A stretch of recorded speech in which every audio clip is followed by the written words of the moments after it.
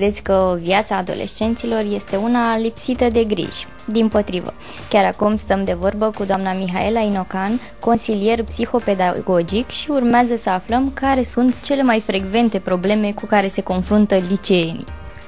Păi, cred că fiecare dintre ele vrea să ia deciziile cele mai bune, vrea să aibă mai multă încredere în el și să comunice mai bine cu ceilalți. Deci asta eu cred că ar fi principala problema lor, partea de comunicare și relaționare cu părinții, în principal la vârsta asta, cu sexul opus, cu colegi de clasă și cu profesorii. Bineînțeles, altă problemă tot la liceeni ar fi orientarea școlară și profesională. Iarăși trebuie să conștientizeze ei cât mai bine, eu știu, impactul aptitudinilor în orientarea lor școlară și profesională și a intereselor profesionale de asemenea și a valorilor profesionale. Cum sunt liceenii din ziua de azi? Cum i-ați caracteriza? Foarte creativi. Foarte creativi, îmi place latura asta la ei. Cred că știu și să relaționeze mai bine. Există și mai multe mijloace de comunicare în ziua de astăzi. Așa. Sunt destul de bine informați, de foarte multe ori să știți că apelăm la ei când e vorba de, nu știu, de exemplu, problemele de IT, de calculator și avem nevoie de repede să ne ajute cu ceva. Fără probleme ne ajută, știu mai multe decât noi, de asta sunt convinsă. Deci au foarte multe informații. Ce sfaturi le puteți oferi liceenilor? Păi să se cunoască mai bine, că astfel vor lua și ei deciziile cele mai bune pentru ei. Colțișorul vesel despre care vă vorbeam mai devreme, în care instrumentele muzicale prind viață, este adesea animat de membrii talentați și ambițioși ai trupei 5 O'Clock.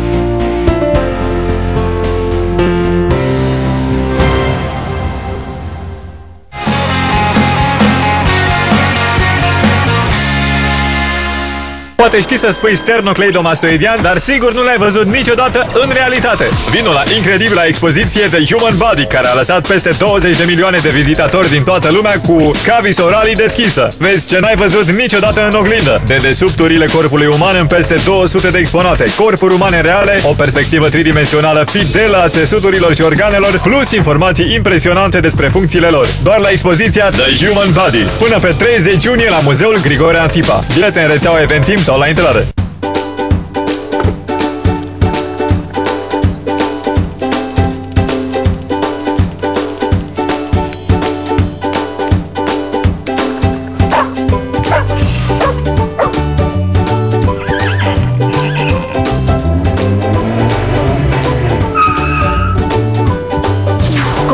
Care urmăresc doar desene animate și documentare fascinante sunt mai cuminți. Vino în orice magazin UPC și află cum poți lua telecomanda Techi cadou pentru micuții tăi curioși. Techi, inovația pentru copii.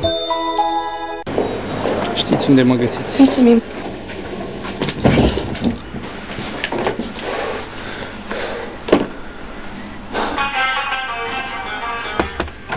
M-ați chemat? Da, în pachet scria că avem aer condiționat și... Am uitat. Poftiți. Glumiți. Știți cine suntem noi? Suntem cetățeni europeni și avem drepturi. Dacă pachetul turistic nu corespunde ofertei inițiale, ai dreptul să ceri respectarea acesteia sau despăgubiri. E dreptul tău. Acționează! Vrei să devii medic veterinar și să-ți desfășori activitatea oriunde în lume? Facultatea de Medicină Veterinară a Universității Spiru Haret oferă învățământ modern, dotări de ultimă oră, profesori de excepție. În performanta clinică veterinară a facultății se asigură consultații de urgență, analize, imagistică, inseminări artificiale, toate realizate de cadre universitare de un înalt nivel. Clinica universitară este și la dispoziția ta. Telefon 021 242 1575.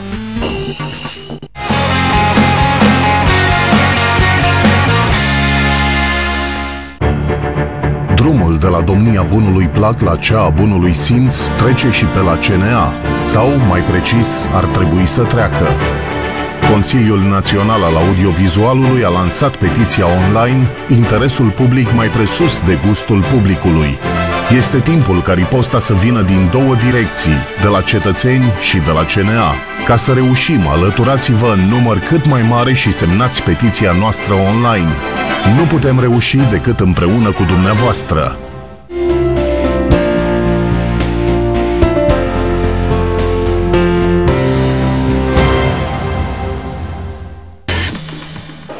Colegiul Național Spiru Haret am descoperit o activitate interesantă. Este vorba de o campanie de promovare a educației. Concret, cum se desfășoară aceasta la dumneavoastră în liceu? Bine ați venit! E vorba despre campania globală pentru educație, desfășurată în anul 2013. Am răspuns invitației Salvați Copiii, care ne încântă de fiecare dată prin generozitatea cu care oferă teme. Anul acesta tema îi vizează în principal pe dascăli, dacă ei sunt necesari, dacă sunt bine valorizați în viața școlii. Ne aflăm în sala Noica a Colegiului Național Spiru Haret, alături de elevi de clasa 11 care fac o aplicație la sociologie, pledând pentru educația online versus educația față în față. Avem argumente pro și contra. După cum vedeți, ei fac această demonstrație în fața colegilor mai mici, de la clasele a 5-a, a 6-a și altor participanți din școală. Veronica este membru în Parlamentul Local al Tinerilor. Cum ți-ai câștigat acest statut? Acest statut mi l-am câștigat într-un mod democrat. Am fost aleasă de către elevii din acest liceu, aproximativ de 200 de elevi din acest liceu, de clasele de a 9-a și a 10-a, pentru că s-au făcut alegeri când eu eram în clasa a 9-a. Atunci când am candidat, majoritatea adversarelor, să zicem așa, erau de clasa a 10-a. Fiind singura de clasa a 9-a, necunoscând atât de multă lume, dar m-am mobilizat, m-am dus prin clase în clase, am vorbit, am încercat să am un mesaj ca să-i conving să mă voteze. Astăzi mă ocup de proiectul Salvați Copiii, campania globală pentru educație, ce se desfășoară pe tot mapamondul. În această săptămână sunt astfel de activități în toate instituțiile de învățământ. Iar noi, fiindcă facem această campanie, practic nu facem aceasta activitate, reprezentăm sprijinul, susținerea susținerea și aprecierea acestei idei, pentru că motoul proiectului de la Salvați Copiii este fiecare copil are nevoie de un profesori bine pregătiți pentru toți copiii și atunci este un drept normal, perfect normal, să ai parte de educație în viață și de o educație la un nivel cât mai înalt, dacă ai posibilitatea. Știm deja că Spiru Haret este cel mai cunoscut ministru român al educației din toate timpurile, așa că ne-am propus să aflăm și cine este cel mai popular profesor al momentului.